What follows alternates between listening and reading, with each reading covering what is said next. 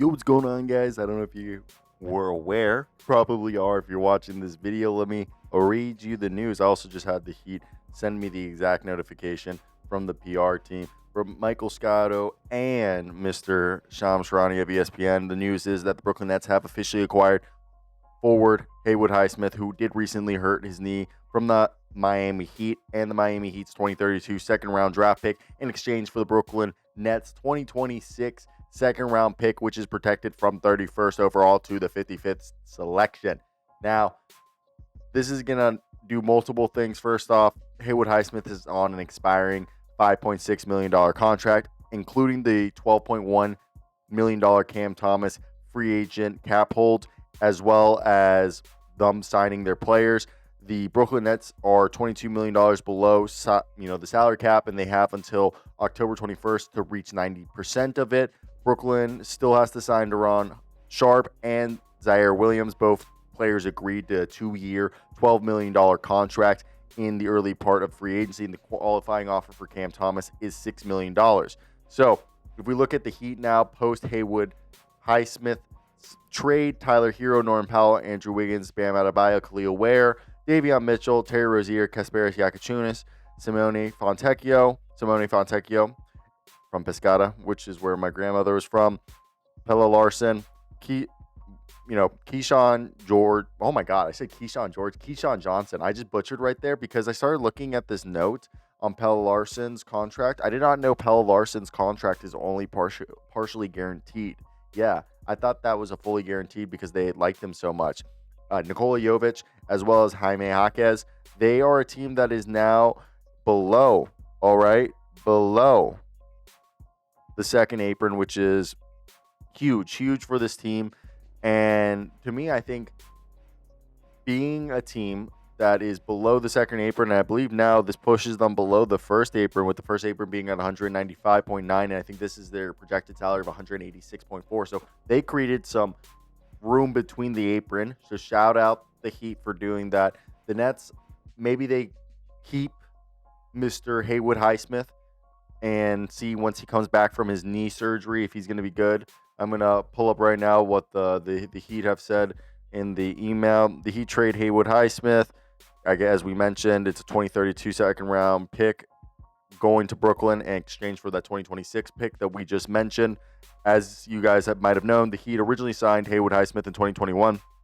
Spent 4 seasons in Miami, making the postseason every year. In 74 games, 42 starts last season, he averaged 6.5 points, 3.5 rebounds, 1.5 assists in 25 minutes a night, shooting 46% from the field.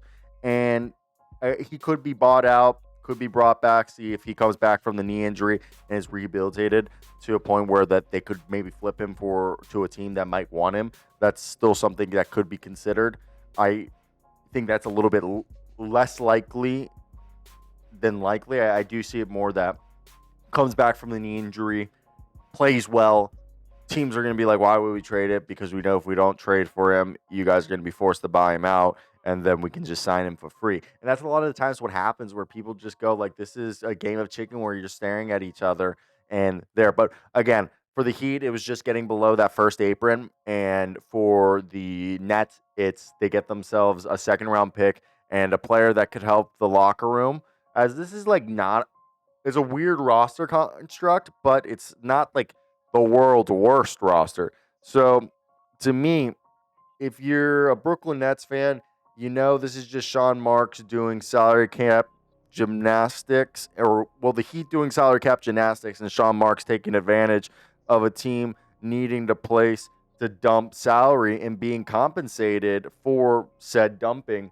And that's kind of like what you have to do if you're a team looking to improve and make moves around the margins while you're rebuilding. You've seen the Washington Wizards, who are Oklahoma City Thunder, former Thunder executives running that's how like the best rebuilds are done, is that if you can take advantage of the moves around the edges and improve the team in whatever you see fit, or whatever seems fit at that time, and is going to allow you guys to develop talent. Because the other thing is that even if they keep Mr.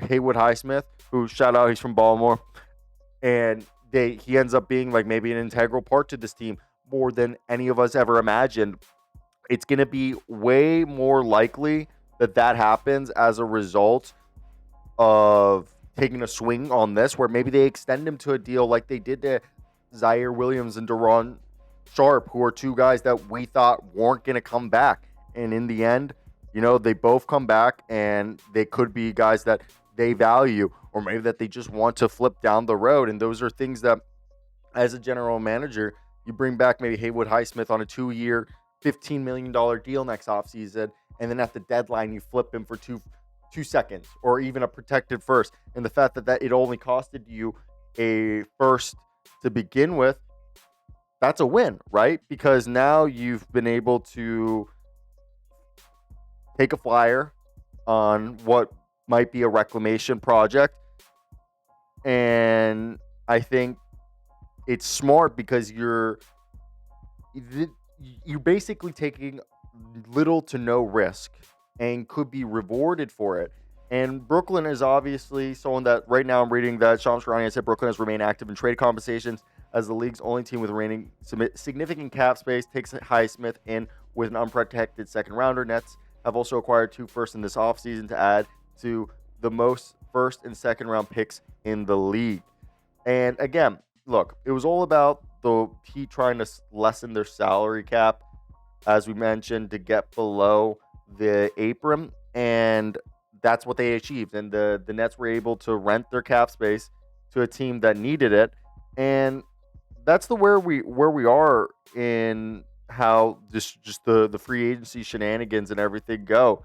And I think that's just a smart move because they've been able to continue to maximize what needs to be done and make their team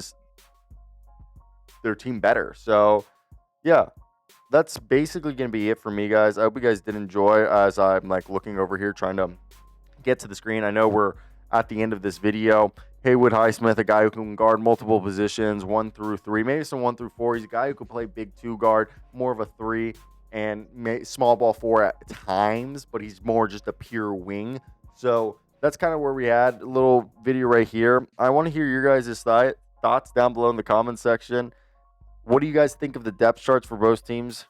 And do you think it's worth the flyer? First off, do you think the Heat are going to regret it? But do you think it was worth the Nets taking this flyer?